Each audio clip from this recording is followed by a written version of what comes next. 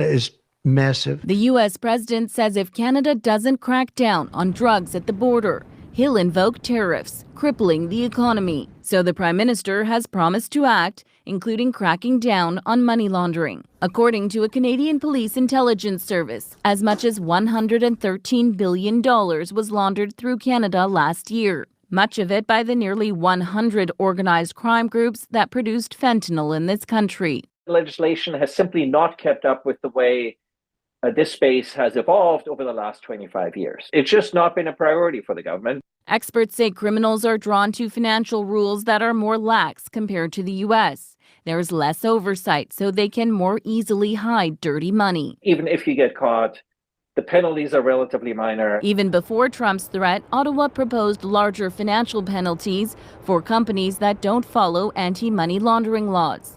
This after TD Bank was fined $3 billion by American authorities for failing to stop fentanyl traffickers from laundering millions of dollars through its U.S. branches. Banks, other financial institutions, securities dealers, jewelers, gold dealers, casinos. It's a huge problem in the sense of it's so pervasive and there are so many ways to do it.